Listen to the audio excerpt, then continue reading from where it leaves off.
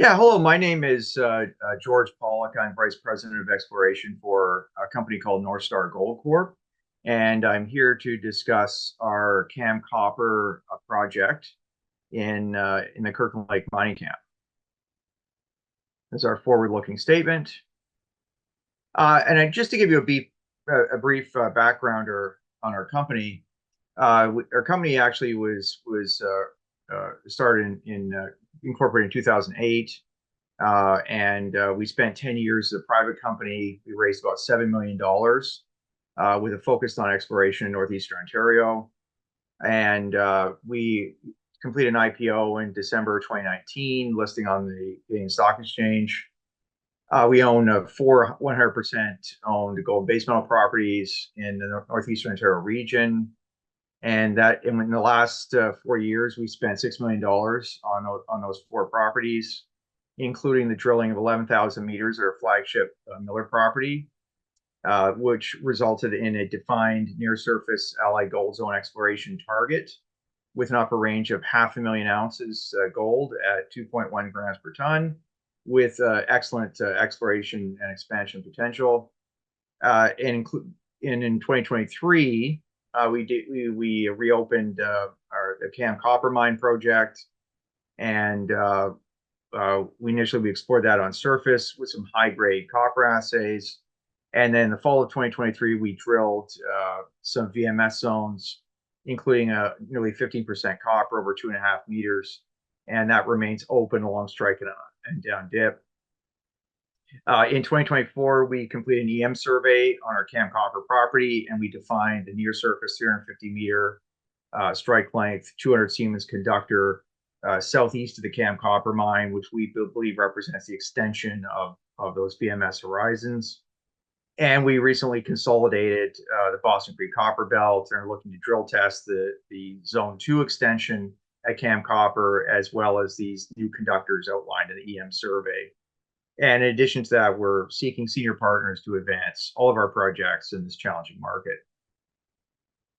This is a map, a regional scale map showing the location of our Miller copper gold property near the Kirkland Lake camp. It's located about 18 kilometers southeast of Kirkland Lake. And on the major structures, including the Catherine Fault Zone, the Packode Fault Zone, which may be splay structures associated with the Cadillac Larder Break to the north. And there could be a tie-in there with the Kirkland Lake mining camp, as we see very similar mineralogy and geochemistry on our Miller gold property. So the land package is 2,250 hectares, and we spent about $6 million exploration in the past 4 years. This is a slightly more detailed project scale image of the area southeast of Kirkland Lake. This includes our allied gold zone exploration target, which is located in this area here, as well as the Cam Copper mine located towards the southwest of the allied gold zone, along what's called the Boston Creek Copper Trend. Yeah, this is another project scale image here showing the details of the Cam Copper Trend, which has now been consolidated. And what it highlights here is some of the past producing mines along that trend on the Boston Creek Mines property and on the Northstar's property. And this includes the Amity mine with a 1,000-foot shaft with more than 1,000 tons of direct shipping ore production at a grade of 7 to 8% copper. Patterson mine towards the southeast with over 600-foot deep shaft with even more tonnage to 8% copper, half an ounce per ton silver, again of direct shipping ore, which is ore that does not have to be passed through a mill, so it can be shipped directly to the smelter, saving tremendous costs, and is obviously more environmentally friendly. And we've got the Cam Copper mine here with a 220-foot shaft with historic production between 1948 and 55, at 346 tons at roughly 6.3% copper, and 22 tons at 12.7% copper, and nearly an ounce per ton silver, all of direct shipping ore sent directly to the Noranda smelter. So this is an image here showing a 3D view of the three zones that were discovered at the in the fall 2023 drilling program at the Cam Copper Mine. We drilled a total of 4 holes and just over 700 meters of drilling. The best intercepts were on zone number 2, especially in hole number 3, which intersected 14.8% copper over 2.5 meters, including 21.7% copper over 1.4 meters. This is very exciting. This was drilled into an area below the previous mine workings and is essentially a new discovery and represents a much wider intercept than previously reported. And our belief currently is that it remains open along strike and at depth, with a suspected plunge line towards the southeast. The sulphides in general seem to have a Beshi type VMS origin. They're very copper rich, but there is some small lead and zinc component as well. And these zones do have a magnetic response, in particular zone number 2, and they're highly amenable to electromagnetic and magnetic modeling. And in addition to that, zone 2 historically also reported some bornite pods, and even though in this drill program we didn't encounter bornite, we did later on in surface prospecting, we encountered bornite associated with the zone 2 extension. Here are some photos of the drill core from the fall 2023 drill program at Cam Copper, and you can see there's a lot of massive sulfide intercepts here. Every hole intercepted massive sulfides, including hole number 1 intersecting nearly 20% over half a meter, and obviously the 15% over 2.5 meters in zone 2. This is a plan view of some of the geophysics, including the magnetic anomalies as well as electromagnetic conductors on the property. And you can see here we completed a 3-component pulse EM survey in the spring of 2024. This survey resulted in the discovery in the south end of the property of numerous strong conductors. In particular, a very strong 200 Siemens conductor with a 350-meter strike length. And this is determined that it's likely to be massive sulfides, given the strength of the conductance. And you can see it produced some anomalous precious metal values along the extension of the zone of 2 grams gold and up to 27 grams per ton silver. And you can also see in towards the west of the 200 Siemens conductor, you can see the zone 2 extension, where we found an old trench where we obtained assays up to 18% copper and 17 grams per ton silver. This is a longitudinal section, basically showing the same thing that was shown in the previous plan view. The zone 2 extension is particularly large, showing a 500 meter by 400 meter conductor. It remains wide open at depth and along strike.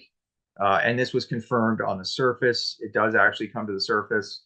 And you can see clearly it's abundant massive sulfides, including in some areas abundant massive chalcopyrite and bornite mineralization.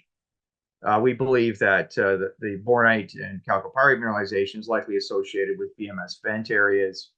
And the key to drill testing this conductor is to identify and zone in on those VMS vent areas. In addition to that, you can see the section here of the 200 Siemens conductor, which remains open at depth, as well as along strike to the southeast. And this is a very strong conductor. It was picked up in the surface EM survey and is very drill ready. This is a map here showing some of the work that was accomplished in the spring 2024 surface sampling program. And the highlight here was one area here, which we believe represents the zone 2 extension, which is about nearly 500 meters along strike from the intercepts we recorded near the Cam Copper mine site. And the mineralization discovered there, the grade, and the overall geochemistry it's almost identical to what was observed at Cam Copper Mine. So we believe that it is in fact an extension of that zone, which is very exciting because anytime you can extend a high grade massive chalcopyrite zone, that's a good day. And then to the east of that, you can see that there's another parallel zone about roughly 80 to 100 meters east, where we also obtained highly anomalous sulfide concentrations, semi-massive to massive sulfides with some precious metal values, 2 grams gold, up to 27 grams silver, along with some disseminated chalcopyrite throughout the zone. And towards the south end of that zone, there's one area where we discovered heavy disseminated pyrite over a width of about 35 meters, indicating that the zone was expanding along strike. And we also believe expanding down plunge as well towards the southeast. Yeah, so this is a slide here demonstrating Northstar's most recent announcements, and those include the results of our Cam Copper EM borehole and surface EM survey, which produced drill targets. We announced that on May 16th of this year. We also announced the Boston Creek property consolidation on the same day, and the Phillip property consolidation, which is towards the southeast along the strike extension of those conductors, announced that on May 28th. We also announced the $1 million critical minerals financing on June 17th. And we announced the commencement of due diligence studies and sampling on June 18th of this year. We closed the first tranche of our $1 million critical mineral flow-through private placement on July 17th of this year. Now, as far as our future plans go, we're planning on commencing a 2,000-meter Zone 2 extension diamond drill program, which will include the drill testing in the immediate vicinity of the Cam Copper Mine, as well as the Zone 2 extension conductor, that 500 by 400 meter conductor along strike from Cam Copper, and as well as the 200 Siemens, a very strong conductor to the east of the Zone 2 extension conductor. Those are all priority drill targets as part of this 2,000-meter planned drill program. And we should be able to announce results of that program sometime in the fall of this year. And we're positioning ourselves for financing on the heels of a new massive sulfide discovery upon completion of that program, and essentially a discovery of a new VMS mining camp in northeastern Ontario. So this slide here is showing our capitalization for the company, which right now we have approximately 100 million shares outstanding, with 144 million fully diluted. Current market cap is roughly $3.5 million. Yeah, thank you very much for listening to this presentation about our Cam Copper property in northeastern Ontario. If you want more information about our project and Northstar, please visit our website, or you're free to contact our CEO, Brian Fowler. Thank you very much.